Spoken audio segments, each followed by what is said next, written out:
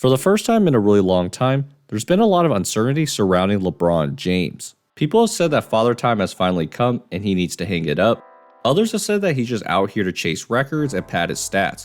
Well, just last week, he played the Hawks in a thriller, but more importantly, I thought this game really showed the duality of LeBron at 39 years old. Coming into this game, LeBron was in potentially one of the worst slumps of his career. He just came off two performances where he barely scored 10 points on really poor efficiency. To make matters worse, the Lakers got blown out by the struggling Heat where they lost by 41 points. So this Hawks game was a chance for LeBron to not just get back in an offensive groove, but for the Lakers to really get back on track. And it looked good early on. LeBron's on the wing against Jalen Johnson, and with three guys focused on him, Rui cuts and he gets rewarded with a floater. Next time down, LeBron dribbles and sizes up Clint Capella and does the "fuck you" signature shot for three. But where LeBron has been really unpredictable this season is on the defensive end. Here, Jalen Johnson has an open three and he misses, so LeBron tries to leak out. But when the Hawks get the offensive rebound, they have a numbers advantage because LeBron doesn't get back, and he gets lucky that Trae Young just misses this wide open three. A few minutes later, the Hawks are on the break, and Young gets into Daniels, but LeBron's able to slap the ball away, and then he finds AD on the other side of the floor for the dunk. The Hawks think that LeBron got Daniels on the arm, and you can see LeBron saying, "Nah, hell no, that's all ball." Now, the other unpredictable aspect is the communication. LeBron wants to expend as little energy as possible on the defensive end, so he's typically telling his teammates to switch. Now, you might think that his teammates are late to switch, and that is true, but the problem is he's inconsistent in communicating that. For example, here the Hawks are running pick and roll, and LeBron doesn't switch, but Reddish thinks he needs to switch, which leaves an open lane and a wide open three. Now, they eventually do get this right. So Quinn Snyder calls a play, and LeBron immediately points at Reddish because he knows a screen is coming. That works to perfection as Reddish successfully diverts Hunter away from the screen, so the Lakers have the Hawks in a bind, and everything is looking good, except for the fact that AD gets beat way too easily on the closeout, and LeBron's late on the rotation. Now, luckily for the Lakers, LeBron was able to get his game going. He first comes off Gabe Vincent's pin down into a wide open three. Then in the second, he even becomes a screener to get himself going downhill and gets around the Hawks for a layup. Those two shots must have given him the confidence because this time he faces Okongwu and takes him in the post before pulling for a really tough fadeaway. Then he gives us a lick of his prime days, bullying DeAndre Hunter in the post to create space and score. By the end of the second, LeBron scored 17 points, and the Lakers were building momentum going into the third because their offense started to look like what Lakers fans had envisioned with LeBron and JJ Redick together. With Vincent coming up from the pick, LeBron throws a no-look pass all in one motion to AD in the quarter, which then flows into an immediate dribble handoff and a Dalton Connect three. Next possession, Connect comes off for an open three, and Rui flies in for the offensive rebound. So, seeing that effort, LeBron waits for Daniels to rotate before rewarding Rui with an open triple. Then, LeBron and AD run their pattern to pick and roll. With AD wide open, the low man's ready to help, which allows for the connect, cut, and dunk.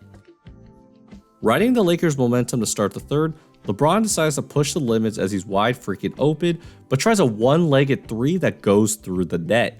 He follows that up by taking one of Kobe's signature moves, fading into the baseline and rising over the double team.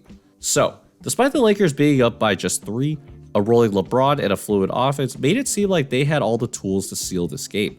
But LeBron might have gotten a little too comfortable as his defensive lapses began to resurface in the fourth. He sags off Jalen Johnson, but he doesn't help on the drive, which then leads to a layup. So, seeing that LeBron didn't want to play defense, Dyson Daniels decides to attack him, and LeBron lets him get to the rim.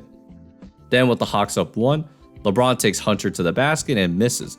LeBron's back behind the play, so the Hawks run, and he doesn't hustle back. And LA pays the price as AD can't cover two guys at once, and the lead is now up to 4. LeBron does redeem himself on the offensive end as he fills in the wing and knocks down the three. Then with the Lakers up 2, he tries running pick and roll, but the Hawks force him away, and that doesn't matter as he hits a tough fadeaway. And again, it looked like the Lakers had this game in the bag. And that's when Atlanta went to a strategy that LeBron had rarely seen in his career. Knowing that LeBron doesn't want to play defense, the Hawks actively hunt him in the pick and roll.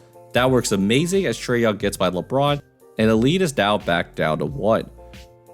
With a chance to close the game, LeBron takes a page from Steph Curry's playbook, pulling a logo 3 with 10 seconds left on the shot clock that's left short.